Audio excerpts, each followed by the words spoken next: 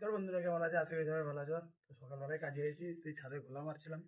তো ছাদে ঘোলা মারা হয়ে গেছে, দেখো ঘোলা মেরে কমপ্লিট করে দিয়েছে। সূর্য মামা আজকে দুদিন ধরে খুব রাগ দেখাচ্ছে, প্রচণ্ড গরম দিয়েছে আর প্রচণ্ড রোদ। সূর্য মামা এত রেগে যাচ্ছে কেন বুঝতে পারছি না।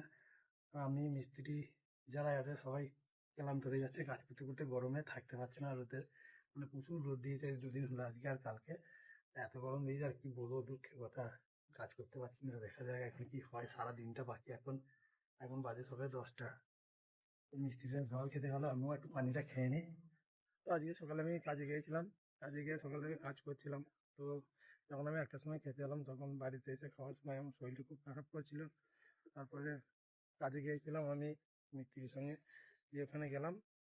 যাওয়ার পর ওখানে গিয়ে শরীরটা খারাপ করছিল, তাই ওই জন্য মিস্ত্রি দিকে বললাম যে আমি আর আজকে কাজ করতে পারবো না, আমি বাড়ি যাচ্ছি। আমি বাড়ি আইছি। তো বলে যে 4টার সময় যখন ছুটি হবে তখন সাইকেলটা নিয়ে আসবি। তো আমি চানটা করে নিই, এখন আমি শরীরটা ঠিক হয়েছে, চানটা করে নিই, দিয়ে যাবো ওকে আনতে, মিস্ত্রিটাকে আনতে যাবো। তো আমি এখানে এসে দেখি মিস্ত্রিরা এখনো কাজ করছে, ওই যে দুইজন আছে এখনো কাজ করছে। আর আমি ছিলাম না আজকে, যেহেতু আমার শরীরটা খারাপ ছিল। ওরা দুজন মিলে ছাদের উপরে কাজ করছে। আর বাড়ি যাওয়ার কথা বললাম, বললো যে আর 3টে কাজ বাকি আছে, এই 3টে করে নিই তারপর যাব।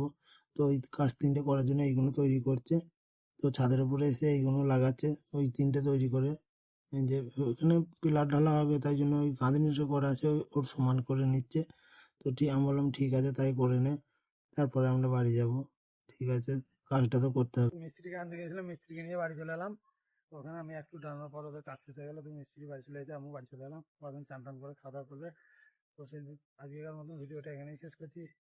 ভিডিওটা ভালো লাগলে লাইক করবে, কমেন্ট করবে, আর ফেসবুক থেকে দেখলে ফলো করে দেবে, ইউটিউব থেকে দেখলে সাবস্ক্রাইব করে দেবে। দেখা হচ্ছে পরের ভিডিওতে।